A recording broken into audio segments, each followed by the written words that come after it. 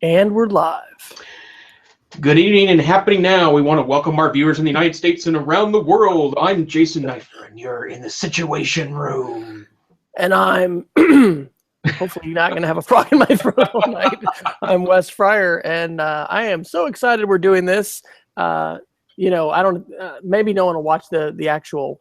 Well, someone might, but hangout. But Jason has a tie on too because he doesn't have a webcam, and he's got a very professional Google Plus profile image.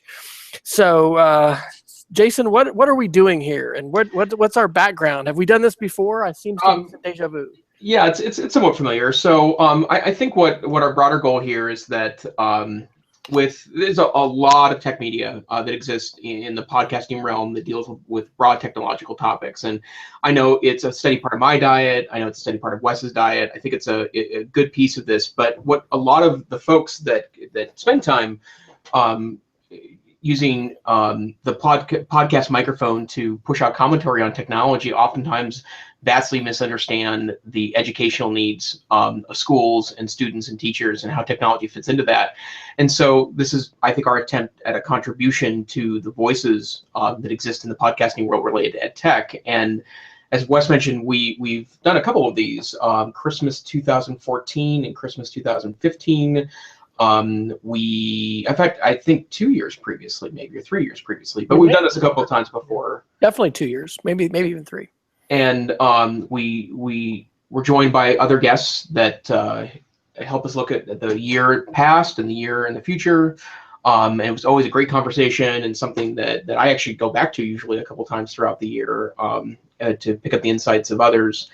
And so this is our weekly, monthly, quarterly something look at kind of EdTech news and how we perceive it fits in the broader atmosphere of technology and education. Awesome. And we have 2 live viewers. So if you're wondering why Wes is the only one with a webcam, it's just because, Jason finds himself a little short on tech gadgets, which I'm sure has never happened before in his life history, but tonight it did. And this will be my only episode probably to have a tie on because our schedule was such that we just got home. So anyway, we have put together a list of some show links. What I was thinking about getting ready for this is kind of like one of my favorite parts of teaching STEM to 4th and 5th graders the last 2 years, and we called it curiosity links, and they were just cool things that usually I had found via Twitter, via Flipboard, probably due to just a couple Twitter lists that I've actually put into Flipboard.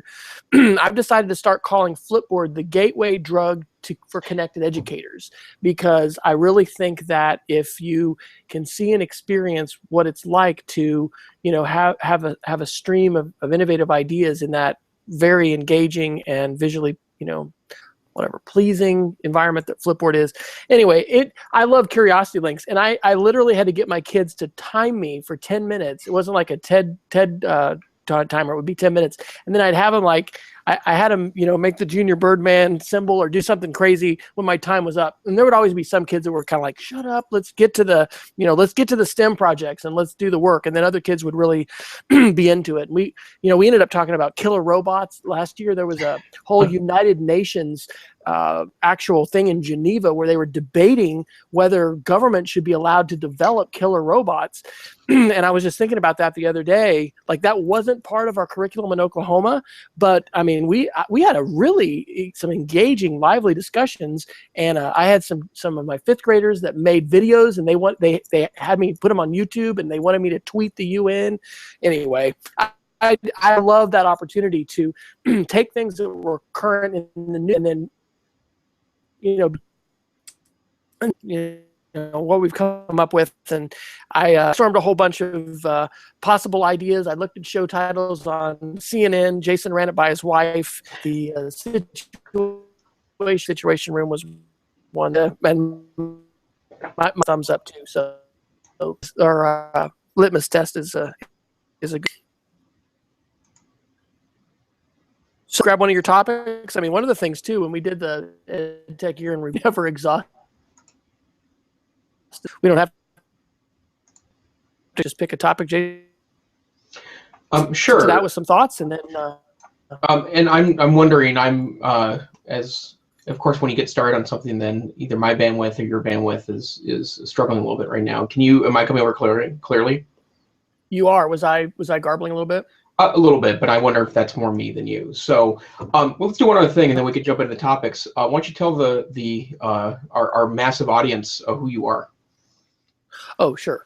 So I am Wes Fryer. I'm in Oklahoma City. I am now the Director of Technology for Cassidy School, which is an independent school about 8 minutes from our house in the northwest part of Oklahoma City. We've got about 900 students in pre-K through 12th grade, about 150, 160 faculty and staff. And I'm loving the chance to not only have my nose in, our VLANs and our gateway and our, getting to ebook coaching yesterday with teachers who are getting started with their iPads, and really enjoying the opportunities that this presents. So who are you, Jason? Or should I say Wolf? A Wolf Blitzer. I do have a Wolf Blitzer thing going for me. My name is Jason Neifer, and I am the Assistant Director and Curriculum Director of the Montana Digital Academy, which is the state virtual school located at the University of Montana in Missoula, Montana. I do live in Missoula. And as a side gig, I also work closely with the Northwest Council for Computer Education as one of their tech-savvy teachers, although I think I was recently updated to tech-savvy administrator. So that's pretty exciting. And I featured at their conference every year, which I should promote. It's the end of February this year in lovely Seattle, Washington. And I'm a former classroom teacher, so I spent 13 years in a high school history classroom. So let's just resolve now that in the next year or two, we need to do the EdTech Situation Room live in Seattle from NCCE, because it has been a good 5 or 6 years since my wife and I had a chance to go. And that is the most. Vancouver is also a beautiful place, but second to Vancouver, I would put Seattle as just, gorgeous and wonderful place to go, and a great tech conference. Please don't hesitate to interrupt me if things garble. We have a home of 5 internet users. We have the Netflix account that allows 4 simultaneous streams. I've upgraded to the DOCSIS 3 modem as of about a year ago, which we've got 100 megs down. But quality of service at our house is Dad yelling, "Stop streaming!" And I honestly do that regularly for video conferences. So I haven't done that tonight. But in all seriousness, do let me know. Sure. Sometimes it is the case that YouTube is forgiving, and still things show up okay on the flip side. But anyway. We're not doing the typical Fryer House quality of service tonight. So if it is a problem, my kids can survive without streaming Netflix. So okay. Sounds great. All right, what's our first topic? I'd say we talk about the acquisition of Minecraft EDU by the good folks at Microsoft. All right, that sounds good. You want me to chime in on that first, or you go ahead? Okay. Well, Minecraft is like. It's like fireworks. It's like gunpowder. It's explosive with excitement with students. The last 2 years, we used Minecraft EDU in Yukon schools where I was teaching STEM. When I came to Cassidy, went ahead and figured out if we could get that with our labs, and got a bunch of licenses. It is a modded version of Minecraft. I'll admit this, over the break, I don't know the number of hours that I spent with my youngest daughter, who's in 6th grade. We also had cousins that came and visited. Right across the room from me, I've got one of our old circa 2010 MacBook Pros that is now a server with the website NoIP. That's NO-IP. You can have a free domain that you can change or whatever that updates. So anyway, my daughter, who's in 6th grade, has done now videos for Minecraft where she's got a friend in Canada that joins her and plays. Anyway, Minecraft EDU is a really great opportunity for schools to be able to have a more controlled environment of Minecraft, where you turn off TNT, turn off the PvP, where kids don't attack each other or can't. And then you just have kind of superpowers as the teacher to be able to give resources or teleport or freeze kids or or do different things.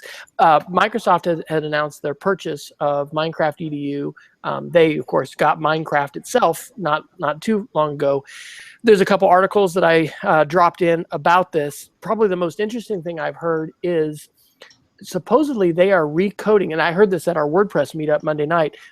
Microsoft is recoding the entire code base for Minecraft, which is in Java, and kind of requires a fairly robust processor and video card to be in all C++.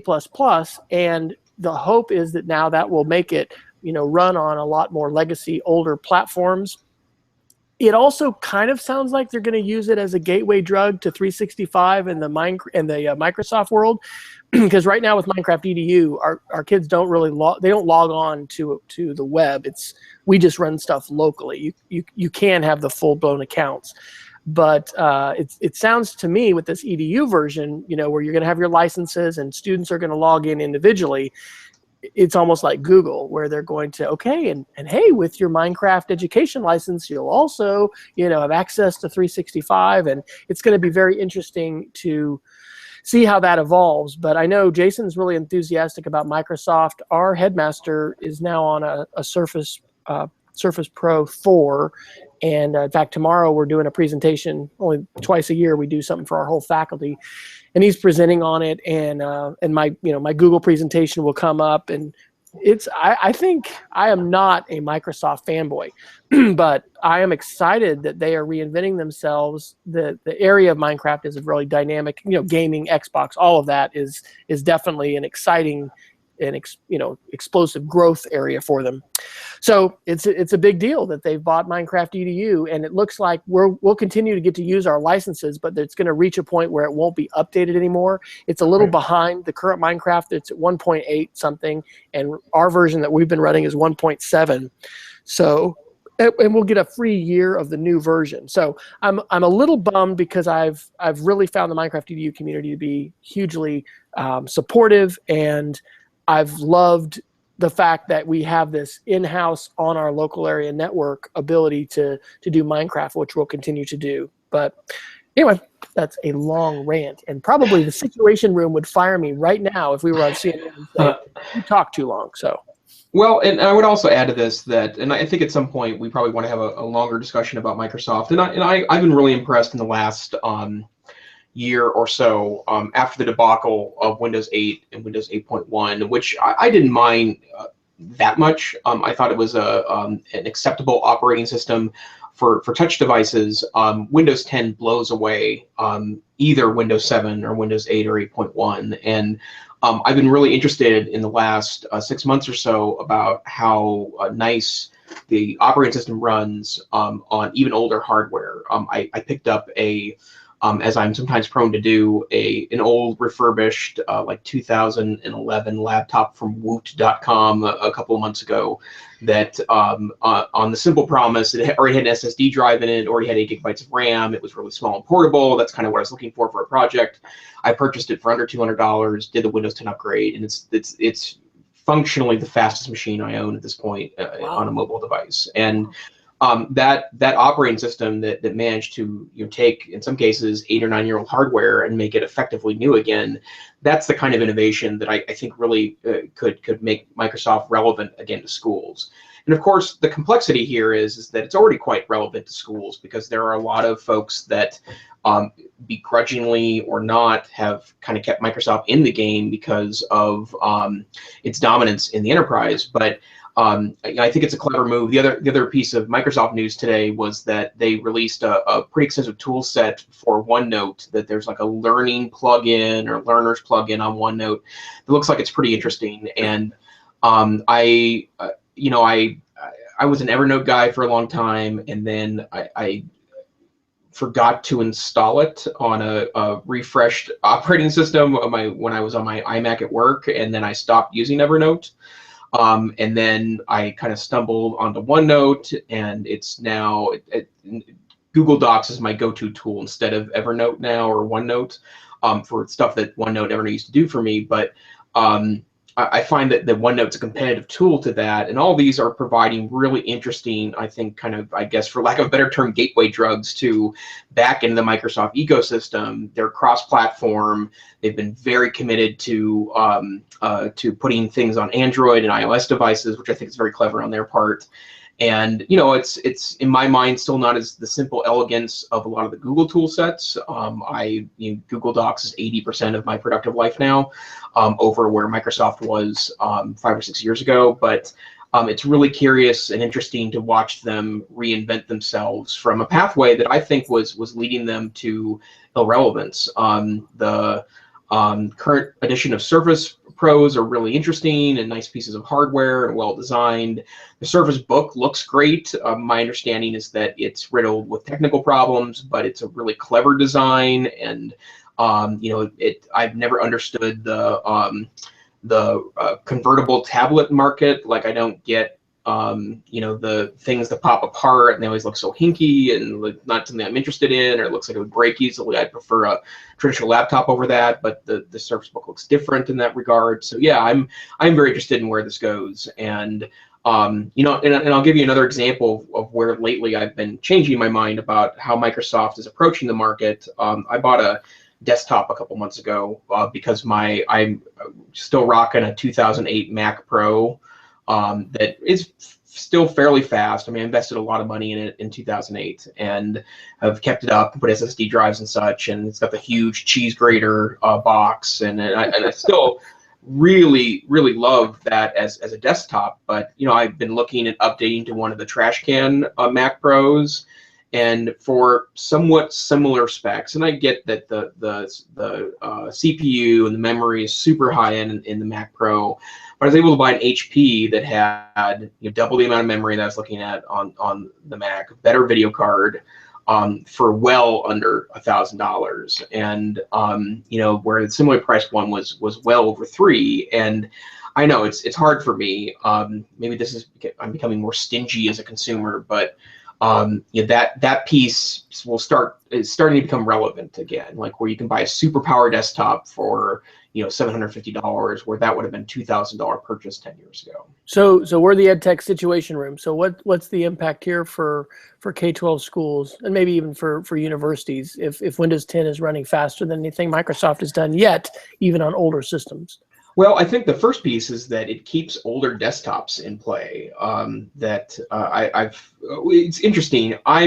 I'm an update every 3-year person, and I've always thought that made a lot of sense. I understand that most enterprises are not update every 3-year kind of folks. And certainly every enterprise that I've worked in has been somewhat similar to that. But I know people that are running around with 7, 8, 9-year-old hardware that's running Windows 7 pretty efficiently, that was able to update to Windows 10, and both objectively and from a perception area is a word I just made up. From a perception standpoint, it runs faster, and their end users are happier with it, and it's a very modern looking operating system.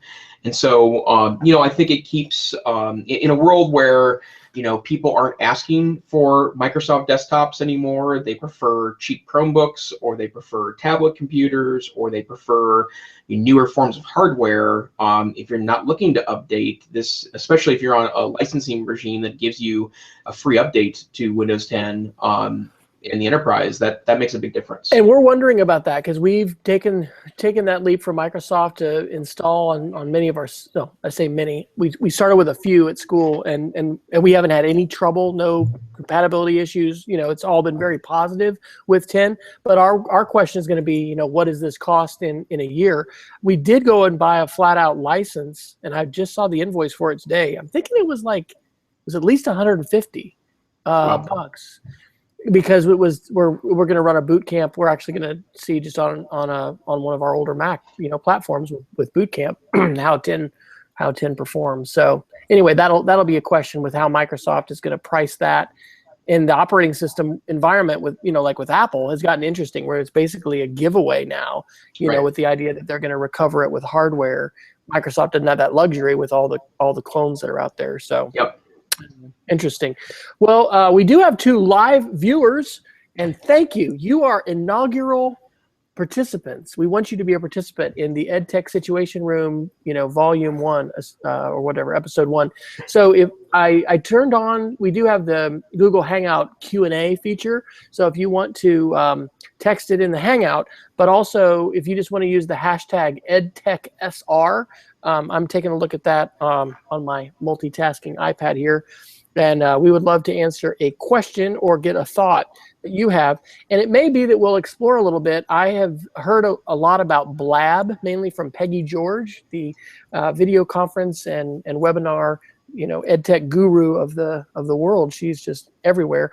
And had an opportunity after visiting our emergency room last week for a little kidney stone encounter. I was at home laying around on Friday and it did my first Blab, and it was pretty amazing. It's an app that allows you to have 4 people.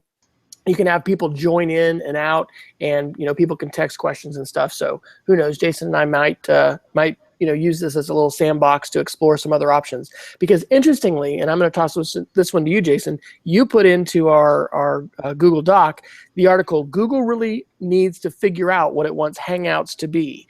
And it's kind of, I think, sort of saying that maybe Google's lost its way with Hangouts. So do you want to take that one and tell us a little bit about it? I'd love to. So a few years ago when Google Plus was released, I actually spoke on the power of Google Plus at a couple conferences. And I was really excited about that particular tool because I felt like it was a lot of smart evolutions over Facebook and Twitter that were kind of sorely needed to keep people engaged appropriately in social media, but more importantly, to help manage relationships. And I was very up on Google Plus for a while. It kind of took over Facebook and Twitter for me in regards to my social media presence.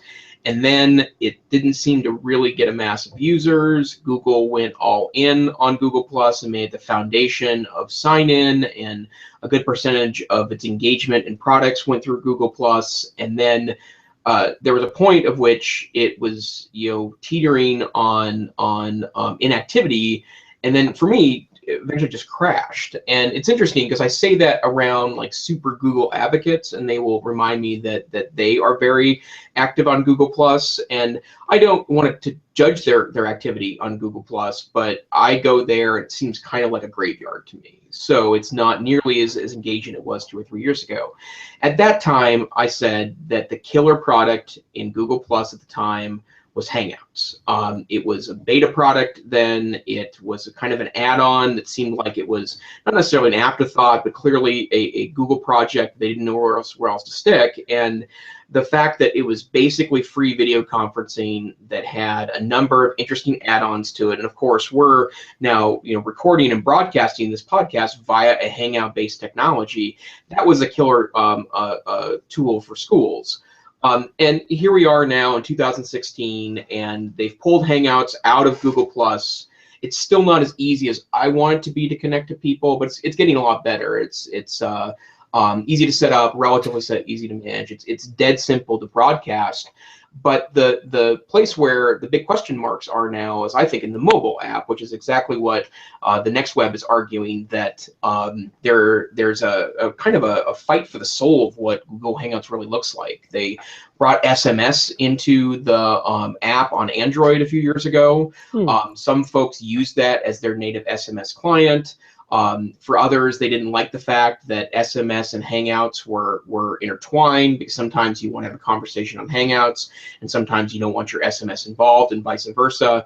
But it seems to me that it's a product that is clearly being developed still, but doesn't really have a place yet in the pantheon of Google, where it seems like it's still one of the core products. I will say for nearly 15 years now, Google Talk, which is the early precursor to Hangouts, has been my only chat platform. I don't text chat on any other platform on a desktop. I use it at work all day long. It's a critical part of communication with remote employees in my organization. I talk to my wife all day long on that platform. And it looks like it could use some definition, but here we are, nearly in a decade and a half after the tool was released, and it's still around. So it's obviously not going away. But the question is, what do we do with this thing? What's the next piece of this process? And this makes me think of, if we do the EdTech Situation Room application education, it's like show with media, with these different media products that aren't going to be tied to a specific platform, but they're going to be transcendent. And so, making a narrated slideshow is something all of us need to know how to do, whether you're on a Surface Pro or an iPad or whatever you're doing, you need to be able to do that. And similarly, interactive video conferencing and the archival, because see that for me, I mean, I'm excited. We got two live folks here, and come on, please ask us a question. You can be the first person to ask a live question in the EdTech Situation Room, a show destined to become, globally impactful. The fact that this thing is immediately archived to YouTube and all I do is click stop. I mean, I have been trying to do this whole, sharing video and being live and also asynchronous and just all of these things. And that's why Blab too, just playing with that was like, oh my gosh, it was so easy to bring somebody else in. With the Hangout, part of the trick is how do you join, and getting people to either be in their email where they see it pop up, or what we did here was, I direct messaged Jason the link, and then I'll also put it in our Google Hangout, which, by the way, and I won't name names, but maybe a few months ago, I was in a Google Hangout where someone accidentally tweeted not the view link, but they tweeted the live join link. And this was for some pre-service teachers, and somebody joined that was using profanity. It was like, anyway, don't do that. But the fact that it is, I mean, when I was at the College of Education at Texas Tech from 2001 to 2006, we spent, I want to say, was it like $15,000, a huge chunk of change to get this Kodian IPVCR. And this was a rack-based appliance that went in our server room, and where like Microsoft, their streaming service had big time latency of like a minute or a minute and a half. And if you're doing a live class and you're going to ask students, hey, do you have questions? That's a killer for live interactivity. Maybe you could have someone monitoring a chat and getting questions and feeding it in or whatever.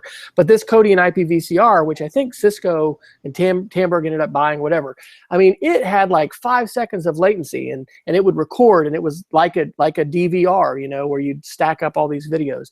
Anyway, that was enterprise, and we were spending thousands of dollars. I mean, right behind me, or in front of me, I guess, I mean, I have a Tamberg video conference unit. That thing cost $17,000 in 2006.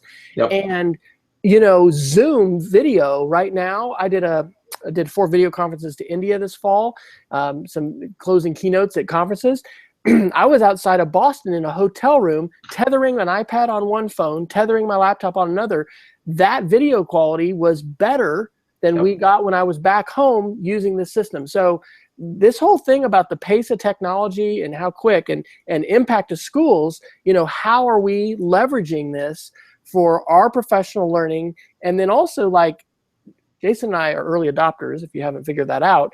How do we take this to, the early majority, to the masses, and bring this? Because it does feel and seem like rocket science or magic and all of this, but I mean, this stuff is becoming commonplace. So I'm interested in what Google's going to do. Of course, I hope they're not going to ditch Hangouts. I know with the YouTube platform, I just saw that Air Server would, if we would want to do this at some point, you can broadcast live your iOS or I think Android, whatever device you're sharing with Air Server, you can send that live. So anyway, we're on the cutting edge, bleeding edge of stuff with this kind of live video conferencing and Periscope. And I think the impacts for education, especially my kids now, and then I've got a senior, a sophomore in high school, and a sixth grader. My senior and my sophomore are Skyping almost every single night, and they're in study groups. Okay, this did not happen when I was in school, and this is a game changer. And so some of that stuff is happening, outside, but I don't know. Well, And I wouldn't have thought about that. And then you'll notice that we have a question in our questions box. That's right, we do. When I was actually jumping into Hangouts tonight, you can go to hangouts.google.com now, and there's a very beautiful interface there that's very Hangout-like. That it looks like a Google property. There's a nice picture, bold graphics and such. But you can also call for free on Hangouts. You can text for free on Hangouts, like in and out of someone else's SMS phone number, and it does suggest to me the ubiquity now of the means of communicating via any of those technologies. I can remember very distinctly, this would have been like 1999 maybe, being in Oregon, hanging out with some friends that were at that point working at startups in the Portland area, and they had a broadband internet connection, which was super sweet. And I remember being so impressed that I could stream a really sketchy NPR link, and then also being able to talk on like call a telephone, even though the quality was awful and it wasn't super a super high fidelity. And I was thinking to myself, this is the future, right? Like at some point, all these things will be cheap and free, and now they are, right? Like you don't really need to have a telephone to communicate over telephone lines anymore. You don't need a phone to even communicate via text. They're all integrated with one another, and they're ubiquitous and available. And I think we were promised at some point that connection would lead to more connections in and out of classrooms. And now there's really no more excuse. Like these things are everywhere and anywhere, and it's time for us to figure out ways to integrate them appropriately. That is our assumption now, as long as we don't have the electromagnetic pulse or the asteroid or the solar flare. Right. I think we're going to answer Marta Tome's question, the first one to come in live. But I want to just suggest that in the future we may have a competitive game where you identify the best Scrabble word, which has been used by either Jason or myself. My vote tonight is going to be Pantheon. One of the reasons we want to hang out with Jason is you will hear contextually accurate uses of amazing words that you can immediately apply to your own game of Scrabble or Words with Friends. That, my friends, is a practical application to education. So there you go. All right. Well, I'm going to throw you the question, and then I'll go for it as well, or I could take it first. But Marta asks, as a GAFE school, so a Google Apps for Education school, the link to YouTube is blocked, which makes archiving a Hangout not possible. Any suggestions when talking to my IT manager? I do have a couple thoughts on that. You want to take it first, or you want me? Yeah, I can start. There's two things. I'll make the broad argument that I'm sure Wes is also going to make as well. Attention schools, it's time to unblock YouTube. So and I understand bandwidth, and students don't always stream what you want them to, yada yada yada. But I think it's worth repeating every time questions like this come up that it is the best e-learning tool on the planet. And if we block it, we're blocking unbelievably rich educational environments. This is not the YouTube of 2007. The vast majority of content that students are going to is commercial content now. It's even if it's for entertainment purposes, it's the way media is delivered in 2016. The second piece that I would say is that I am a Google Apps for Education administrator. I do control an active 2,000 user Google Apps system. I'm fairly certain YouTube is unblocked in our system, largely because it doesn't matter, since all of our students are remote to us, that if a local district wanted to block them, they could. But I'm under pretty good assumption that you could probably micro unblock the ability of YouTube to take a recording from a teacher user. So you wouldn't have to unblock YouTube for kids to be able to unlock functionality in YouTube for authenticated teacher users.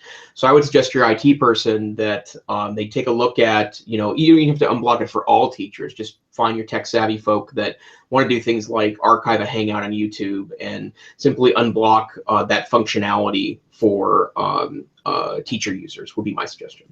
All right. So while I'm answering, we're gonna have the test. I've texted my son to ask him to bring me my power supply, because the new MacBook, has the alternate power supply, and yes, I've got 12%. who knows? Maybe I'll make it to the end. So Marta, those are great ideas for that Jason gave. Definitely, I totally agree as far as the time to unblock YouTube, but there's like graduated responses, and so there's going to be ways to work around that, and then also ways to advocate for a more open filtering environment for teachers and students. Number one, if you're going to use this, let's say like we are, you're going to use it, to have a hangout, and you're going to want to pull that video into your environment to be able to use it later. You can download YouTube videos. YouTube now makes it possible with your own account to, click in your video manager and directly download the video as an MP4 file, which you could then put into Google Drive. Hey, honey, can you get me my power supply, please, from my backpack? One of my children has appeared. And so that would be a way to get the video. There's a website, and I need to make sure I don't misquote it and send somebody to a wrong place, pego.co. There's a bunch of different sites, and you have to be careful about malware and adware. But pego, peggo.co, that's my favorite site now for downloading YouTube videos and being able to have them offline. Like I was saying earlier, though, I think the need to have an interactive video option is transcendent. So if Google, for whatever reason, is not going to be the platform in YouTube, and you can't unblock, as Jason suggested, just for teachers, ask then what is our platform? What's our platform for having group video chat and for saving? If that's the function that you want to have. Skype used to be more out of favor with schools. Now there's a lot more doing mystery Skype and stuff like that. In terms of advocating at your school, I think that we should be asking for differentiated content filtering, which means filtering the teachers differently than the students. And, many filters can let that happen. And then also, as Jason said, the Google Apps environment can allow that to happen in terms of what's turned on and off. Like we have our teachers in a separate domain. They're in I don't even know. Is it a tree? I don't know. What is it, Jason? When you have people in their different areas, like all the students are over here. It's all within our Cassidy.org. Right. There's a term for it, but it's a different group. Yep. So most likely, as your folks set up your Google Apps environment, they, set the teachers up separately than the students so that they could give them different rights.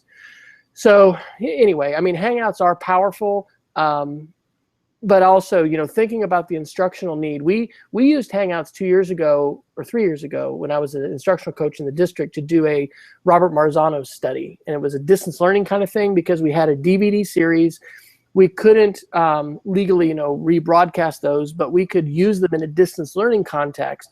And at that time, you could play YouTube videos inside a Hangout. And I don't know if I kind of think that function may have gone away. And that could be something fun for us to do, Jason, where we, if it's a situation room, well, let's hear from so-and-so, at this spot, and we could play a video live.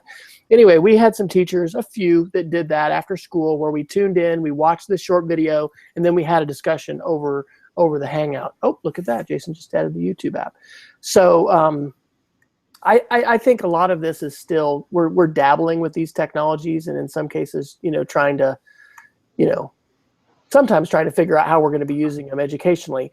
That shouldn't be the case for YouTube itself. There's all kinds of ways for YouTube to be, utilized. When it comes to the Hangout, I don't know. I mean, it's always easier to use asynchronous video that was recorded before, than to do the live side. But do you guys use live video, Jason, with the Digital Academy? Are you Skype with students, faculty? What do you all do? We tried, and we have some folks that successfully pull it off. But to be frank, our students just weren't into it. So they didn't mind being connected with one another, but we set up live study hours and live tutors and all sorts of things, and kids were like, meh. So we do have several seats to GoToMeeting, which is our preferred video conference tool because of how dead simple it is and how ubiquitous it is across platforms.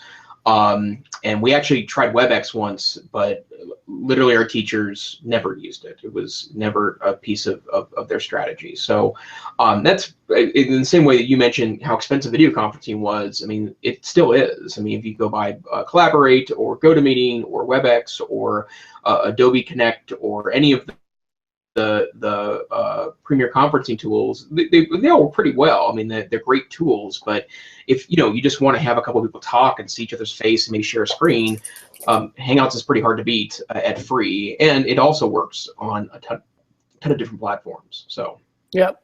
All right. Well, thanks for that question, Marta. And Jason, if you very well could be listening to this, I'm sure there's going to be more people that will listen to this than will watch the video. But you dropped the YouTube link in, or the YouTube tool, and activated it. I activated it here, and so we've got a ability to add a playlist and put videos in, and we can push to talk during the video, so we could talk over the video, and that's pretty cool stuff. And I haven't played with that feature in a couple years, actually, in a Hangout. So Wes, I think we should hit one of the story tonight, and I'm going to suggest that we talk a little bit about Apple's Q1 results that were announced yesterday. And it's funny because, and I have to say, I am still very much an Apple user. You can pry my iPad for my cold dead hands, and I, especially at work, there's just no other better productivity tool for me. But there's something interesting happening at Apple right now, in that they announced yesterday, depending on which headlines you listen to, either it's the best quarter any company's ever had in the history of companies, which is a true headline, or hidden fairly deeply in the results is that they took a really big hit on Mac sales, but the biggest drop in sales was their holiday quarter was down 25% quarter over quarter in different years on iPad sales, which includes the new iPad Pro, which was available in the end of 2015. And I guess it begs the question, and I'm somewhat inspired by this because of a Twitter conversation we had a couple weeks ago, Wes, about the iPad 2s that are rolling around. Has the iPad jumped the shark? And is there, I mean, is this platform going away? That's what's happening here? And I guess I'd start with you. I know how big the iPad has been for you professionally and personally. Where do you see this technology going? Wow. So the big war that's on between Google and Apple, and the luxury that we can have as educators is to drink the Kool-Aid from both camps and not to have to choose just one, right? And then the other's Microsoft. And it really is a fundamental difference in the ecosystem for apps, and in just the whole idea of price point, and allowing essentially for clones. I mean, Google is now in the hardware side, and part of what I know about Android, and I've got a Nexus 7 tablet I bought a couple years ago, and because I wanted to play with to see how some apps like Book Creator and Flipboard and other things worked on it. There are far more people in the world that can buy inexpensive technology than those that can go to an Apple store, which will only be at a mall that has a Cheesecake Factory, in a specific demographic. I mean, Apple is brilliant in what they have brought to the table, but as we see the norm of educational technology, the bar just keeps on being raised as far as what everyone's device can do. It is definitely, I think, harder for them to differentiate in the marketplace. I have no qualms whatsoever, sharing with people that this is the best media creation app when we want to go create green screen video, when we want to, even with iMovie, being able to produce edited video on the fly. I haven't seen anything that can touch that. I mean, and there's WeVideo, there's the YouTube, video editor. There are different apps. So the iPad still has a lead over over Android, and it's a fundamental difference in the ecosystems and the way apps are set up, and frankly, just the number of developers. You know, one of the litmus tests for Microsoft's success in the marketplace is going to be, can they successfully entice huge numbers of developers to, you know, invest their time, energy, and essentially their livelihood, you know, put it on that bandwagon. So I don't think I'm answering the question very well. I think for today, which, I mean, it's hard to say, like in 10 years, what's this going to be? You know, for right now in the foreseeable future at our school, I am not advocating for buying Android tablets. We have 5 carts of Chromebooks. You know, we may add more. We're not really, kids can BYOD, but they in more the upper division, but they're, I don't know. Our climate is not such that I would be shocked if someone came up and said, hey, I think we're going to go 1-to-1, you know, at these grade levels or something. And that would force my hand a little bit more, maybe, in terms of saying devices. We're multi-device people too. How many devices do you have right now, Jason, in front of you? In front of me, 1, 2, 3, 4, 5, 6. You're kidding me. Yeah, I'm pretty ridiculous. Later, we'll have to disclose how many Wi-Fi connected devices we each have in our homes. That separates the men from the boys. Or I don't know, something else. But you know, it's kind of silly that we're still sometimes arguing over which device is it going to be when, you know, as adults, if we financially can, none of us are single device users. You know, we're using multiple platforms. So I guess my answer is, I think in the long run, the Google strategy is there are going to be more consumers to support Google's strategy just because of the way that economics work. But it'll be a test for Apple to continue to innovate and to come up with that next, you know, that next product. And they've got a stellar track record at being able to do that. And there's a lot of advantages to having a closed ecosystem and being able to have that control over the user experience and not having the fractured user experience, you know, which I understand is Android. I came really close to actually thinking about switching to Android after sitting next to a guy on a plane and having him show me all this stuff. And it was after I probably did a Google event, and, you know, you hung out with all these Google people.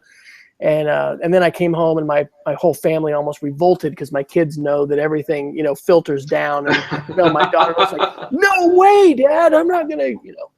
So I don't know. What's your take on it? You probably have a more succinct answer than I tried to give there. Well, I'm pretty mixed on this question, and what I obviously I've been playing more lately with other alternative ecosystems, and I've been an Android user now for 3 years. Previous to that, I was an iPhone user, and previous to that, I was a BlackBerry user. So I've been through the ranks, if you will, and I still very much prefer the Android phone. I'm now carrying around a Nexus 6, which is a beautiful large screen. I carry around an iPad mini, especially when I travel. But my needs are different, I think, than your needs, Wes, in that you are you make a lot of things with your iPads, and I don't. And it's not because it's not a powerful platform. I just don't really need to make much media. And for me, that doesn't make it less useful. The reason why I carry around an iPad is because it's effortless. To utilize media, personally consume media in a number of different formats. The battery life is always stellar. The screens are always beautiful. The hardware would take a small nuclear device to break apart. I've dropped iPads before. I still have an iPad 3 rolling around. What most people argue, other than the iPad 1, is the worst iPad because it's got the biggest tech needs and the least capable chip inside of it. And that thing's been to Iceland and back. It got dropped at Reykjavik International Airport, and there's a big dent in it, and yet it still rocks along. And you know, like I have nothing else that even comes close to comparing to that, because Apple stuff is built like no other hardware on earth. The fact that I'm rolling around with I mentioned this during our pre-show, that I still have a Mac desktop that's basically my primary desktop. It's effectively this year 8 years old. There's no There's no other piece of active technology in my home that's 8 years old, and let alone a computer platform. The stuff is awesome. I think it's part of the reason why iPad sales are slowing down a bit is because people buy iPads and you don't need to buy another iPad. I bought the iPad Mini, which was the replacement for my iPad 3, which was the replacement for an iPad 1. And I did feel the need to go from a 1 to a 3. That was a good upgrade for me. The 3 to the Mini, it was a Mini 2 actually, was a great upgrade for me. This is about the time, 2 years later, that I should be looking at, and I just don't need one. It's still doing everything I need it to do, because the hardware is going to last forever. It's followed me around. It's been through a lot of travel. It's just great hardware. That said, I still think that Apple has made a pretty big mistake by not making it more manageable in a school ecosystem. The fact that users are still difficult to create and manage, the fact that the email account is the email account on the iPad, and teachers have come up with brilliant mechanisms for doing that. I visited a classroom a couple years ago, early elementary classroom that had 4 students to 1 iPads, and they come up with all these creative solutions to get things emailed back and forth, and it took some effort, but you can do it. But I think adoption in schools was slowed because a lot of IT folk just didn't know how to manage them, and couldn't make them, universal devices. They had to be tied to individuals because they're personal computing devices. Go ahead. We have to then throw in iOS 9.3 because that's not from this week, but as this is our first show, everything's news. That was, I think, 2 weeks ago that Apple announced the beta for that, and so that has the, and I don't know if you saw articles about that, but it has a classroom app. It's gonna be kind of like remote desktop where you can monitor all the screens of what your kids are doing. You'll be able to do a guided view where if you want to walk kids through an app. So awesome. Yeah, I mean, all of those things sound good. What this is going to get us closer to, my wife and I just, week ago Friday, we're up in Kansas, and this is the second year I've done this iCamp with Cindy Danner-Kuhn, who does the pre-service teacher education for all the K-State education students. We had 164 folks in 2 ballrooms in the Alumni Center, and we used Seesaw as our inside sharing tool. And one of the things that I like this vocabulary is how are we doing inside sharing and how are we doing outside sharing? We can share a lot of stuff inside, but every once in a while, or maybe frequently, we're going to want to share stuff outside because it'll be inspirational and grandma will get to see it. And so Seesaw, similar to Google Classroom, really makes the sharing on the iPad within a classroom what it should be. Pretty seamless, pretty effortless. Here's a photo. I'm going to add my voice. Here I'm going to do text. I mean, my wife, and maybe we'll have her on the show, but she's got these stories now after using it a year and a half because parents can get a text message, and she teaches 3rd and 4th grade at a school where all the kids are homeless. But some of the parents, with smartphones and or mobile devices, she's got some parents who have gotten text messages about new things added to their child's portfolio. They've texted back in. Veterans Day last year, we were in Miami Device. She shared a veterans video. Kids saw it, parents saw it. One of the parents chimed in about, one of their relatives who had served in the armed forces. These kinds of interactions wouldn't be possible without the technology, and that sharing is becoming more seamless and it's becoming just more natural. So Apple is stepping up to the plate with that, with 9.3. Google Classroom is something that's caught on fire with especially in our middle division with different faculty. And it's still a closed environment. You can't share out, and it's still just like a learning management system, a little artificial because it's like, here's class. It's really about assignment sharing, and it solves this question that is essential in a blended environment. How do I turn this in? And there's a lot of schools that have not answered that question for teachers adequately, either by saying, here's our default way, or by saying, here's several ways to do it. Right. And so I think that is one of the number one things that teachers and students have struggled around is, how am I going to turn this in? And hopefully, how are we going to have rich conversations around this content that I'm going to turn in and you're going to share with me? So hopefully 9.3 will, continue to improve. I'll also say this. I think everyone, Apple's the leader in a lot of ways. And so we always see these articles about, is this, the downturn of Apple? Will they be able to, innovate again? I think the litmus test of a strong learner and a strong company is your ability to reinvent yourself and to be willing to try something new. So, Jason encourages me, and I've heard actually some other folks I really respect that have been big time Apple folks, that are looking at Microsoft and looking at some of these other platforms. For Apple, are they going to be able to continue to innovate and to be able to continue to push the envelope? They have a culture. It's kind of like Pixar, and not a coincidence that Steve Jobs, started both companies. They've developed cultures. It's like, can Pixar make a bad movie? They can't. We watched The Good Dinosaur over break.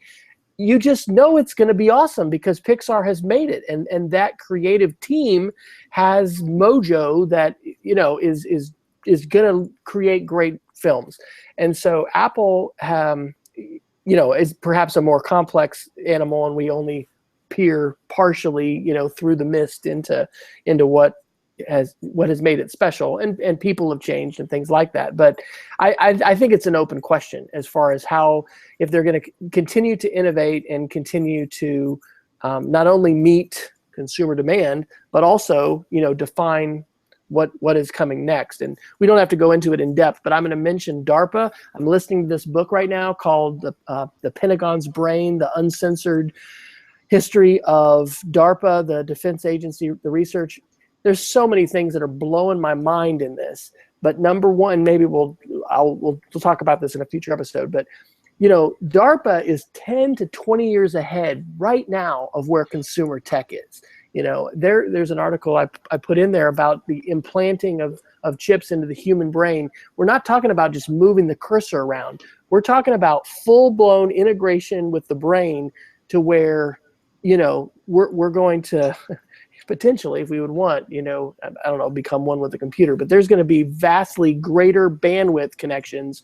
It kind of, I don't know if it's going from dial-up modem to high speed or what. There's so much stuff coming down the pike. I have been saying it's the greatest day to be alive, but somebody the other day told me, if you just look at the number of choices we have to make. I mean, we were in the middle of rural Kansas driving to my parents, for this workshop we did a couple weeks ago. There were 12 kinds of Pringles in this, in this shop that was like a one-horse town. I'm like, there's 12 kinds of Pringles in this, supermarket. Or it wasn't a supermarket. It was literally a gas station in the middle of Kansas. So I don't know. It's one of the reasons I'm excited to do this show and this podcast to talk through this stuff, because it's important for us to process change and to process what's going on. And it's not just like that the geeks need to get together and do this. Like, everybody's living in society now with this rapid change. And there's words that Ian Jukes and Alan November and people use for that, like rapid, discontinuous, exponential change or whatever. And it's important for us to process it. And then also, as we were talking also before the show, be intentional about what we're doing. Like, what are we unplugging? How are we using these tools? But how are we also hopefully being thoughtful and intentional about it, and not just kids and adults too. We could watch our screens all day long, and we could lose out on a lot of important interaction. So anyway, that was a long diatribe. You can add that to my list of Scrabble words for this episode. Quite all right. And I will say that, I sometimes forget that I've been in public education for 20 years, because it feels like my first year in the classroom was a couple weeks ago. So time goes quicker than I think I'm marking. But there's never been a time of change like exists now. I mean, they're just nothing close. I mean, if you think about the radical movement of technology in the past 2,000 years, I think about the invention of the printing press, for example. That is, one of the 5 greatest inventions of all time. Humans have benefited by that a gazillion times over, and yet that took upwards of decades, one may argue centuries, to come to the fruition that it needed to create change around the world. Whereas in the last 15 years, we've completely reinvented every way we engage with technology, particularly in the Western world. But I think it's with the prospect of cheap mass devices ending up in all folks' hands, there's something going on. And yeah, we have to keep an eye on it. We have to respond appropriately in the educational environment. Not necessarily always adopting, but certainly analyzing and considering. And I think that's an important piece of how we should be responding to the broader notion of technology in the classroom. Well, I'm going to suggest we wrap up with a geek of the week, or a link to share. One of the podcasts I've enjoyed a lot is called The Committed. I haven't listened to it actually in the last couple weeks as much.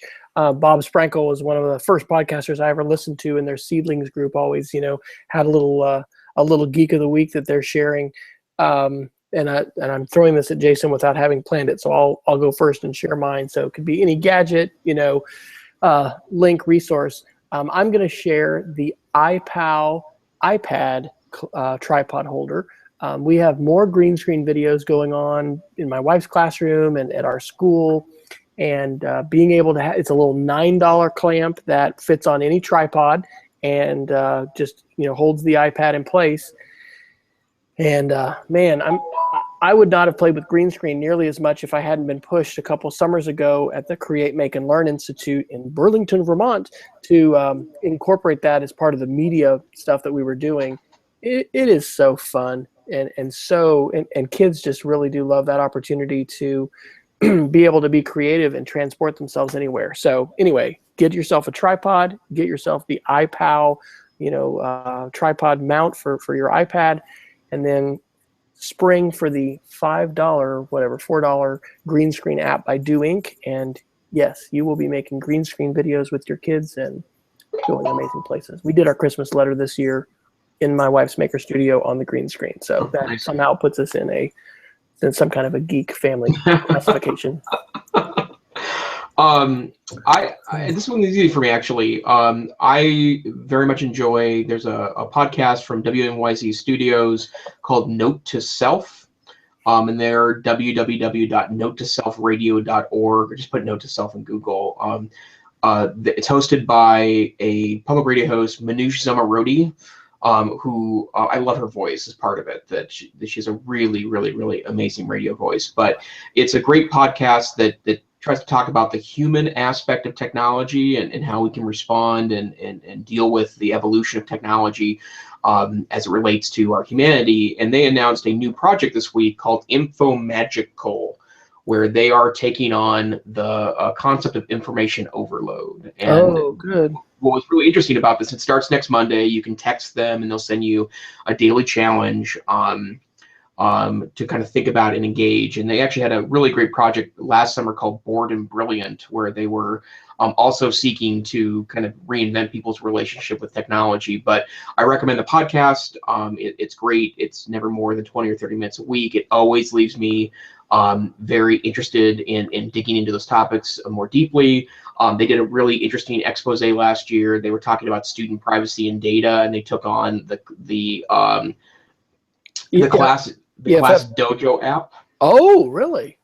And the privacy of that particular data, and to talk to the folks there that created the app, and it's an amazing podcast, and I would say it's worth your 20 minutes every week. I'm an unbelievable podcast consumer, partially because I walk a lot. I'm Missoula, and I have a really great walking relationship, so I'm walking miles and miles and miles every day, so something to entertain me through that. But if you're looking for one podcast that's really going to change the way you think every week, Note to Self is it. Awesome. And I'm going to have to ask you to share the numbers, because in our EdTech year in review, you disclosed the number of subscriptions you have, and I think I literally fell out of my chair and passed out. So what is that subscription number? I'm actively monitoring right now 230 podcasts, of which I probably listen to parts of 30 or so a week. Wow. And part of it is that, I don't really watch television, and part of it too is that I used to be a pretty big news listener, but news is just too depressing. So So that's my news now. But yeah, there's probably 7 or 8 that I listen to every week for sure. But I can fill my ears with stuff that interests me, whereas the more mainstream stuff, so I do love a good podcast. Okay, so we're going to publish this on my Speed of Creativity site. Are you feeling good enough about EdTech Situation Room? Maybe you want me to go ahead and register that domain and put it out there, Jason? You think? Let's go to town. Should I think that's great. edtechsr.com or .org, or what should we go for? I think SR works great if it's available. edtechsr.com. Okay. I wonder if you can do SR. We would have to justify ourselves being in. That's probably Syria or something. We don't want to do that. We'll end up on somebody's no-fly list or something like that. We're not going to do that. Okay. Well, if people want to find you, Jason, how can they do that? I blog once a week or so at the NCCE Tech Savvy Teacher blog.ncce.org, and I'm available at Twitter at Tech Savvy Teach. Okay, and I am on speedofcreativity.org and tweeting mostly on W Fryer, although I have an embarrassingly long list of Twitter, things that I tweet some other places too. But we appreciate you joining us.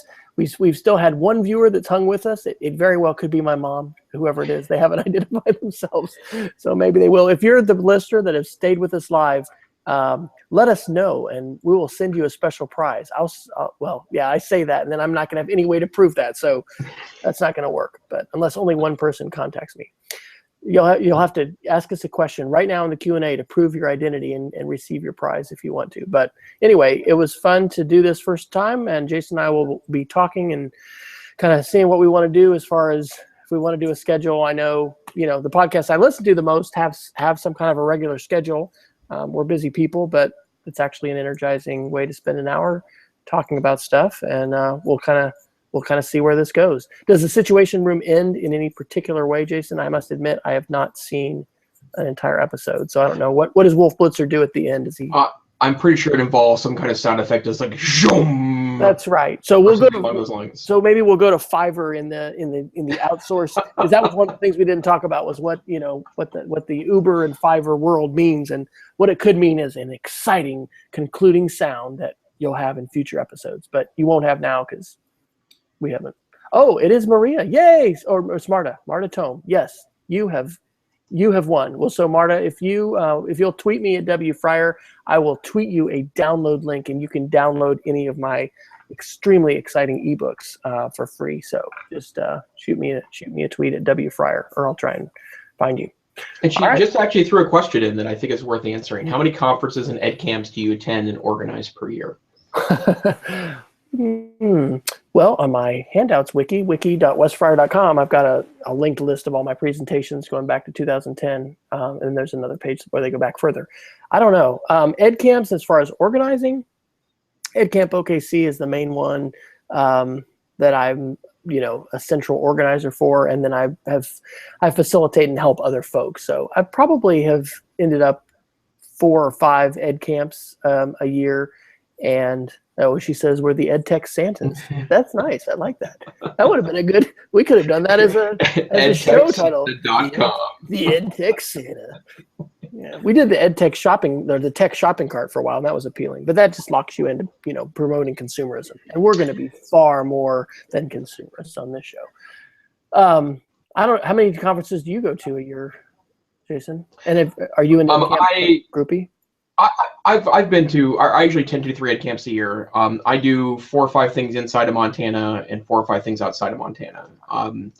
I'm able to do kids parties and conferences, and I do get invited, a couple times a year to speak at mostly regional stuff. But for me, it's an important part of the connecting with others. Like, social media is amazing, but sometimes, Wes and I together are a good example of that. I think we kind of sort of danced around each other in social media, but until we were in the same physical place and met one another in Missoula, of all places, that's how we maintained an initial connection to then let that flourish on social media. And I think that's an important piece of that process. It is. It's huge. Well, and for 5 years I did full-time consulting, so that phase of my life was was a lot more. I'm trying and would like to, if anybody's hiring, folks, once a month, being able to go out and share a presentation. I'm not doing that quite yet, but anyway, thank you, Marta, for being with us. It's great to have live viewers, and I'll see about registering edtechsr.com, and we'll get this show posted, and maybe, I don't know if we'll cross post or whatever. We'll get it up, and then we'll see where this goes, because it's good conversation. So thank you for joining us. And Jason, you have to have some closing statement. Well, join us next time on the EdTech Situation Room and find out more about how technology is impacting your classroom.